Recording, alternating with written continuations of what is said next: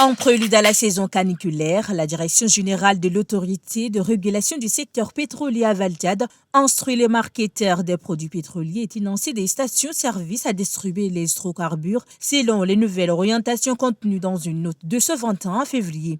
L'ARSAT autorise le plan des réservoirs à l'ensemble des véhicules utilisant le gasoil pour l'approvisionnement en bidons à des fins de fonctionnement des générateurs, pompes et autres. Il est autorisé une servitude maximale de 60 litres par jour à tout le monde. Au-delà de cette quantité, il est exigé une autorisation préalable de l'ARSAT.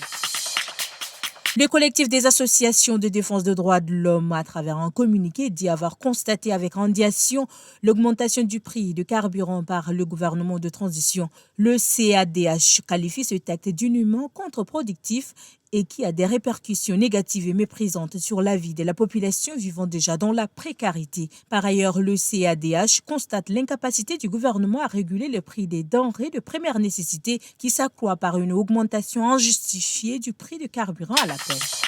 Par un arrêté signé ce 22 février par le ministre de la Sécurité publique et de l'Immigration, Mahamat Sharfadin Margui, la manifestation contre l'augmentation du prix de carburant prévue pour le samedi 24 février par plusieurs associations, dont le GCAP, est strictement interdite. Risque de trouble à l'ordre public et non-respect des textes régissant la manifestation sont les raisons évoquées par l'arrêté. En cas de non-respect des termes du présent arrêté, les organisateurs seront tenus pour responsables devant les juridictions de la République des éventuelles casses, d'effractions et de toute autre infraction de débordement.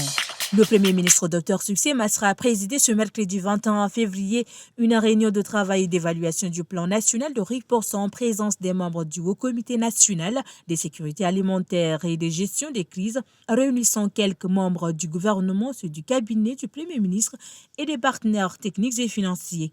Cette rencontre intervient quelques jours après la déclaration de l'état d'urgence alimentaire et nutritionnelle par les plus hautes autorités du pays. Pendant cette période, il est prévu une assistance humanitaire aux populations vulnérables, telle définie dans le plan national de réponse 2023.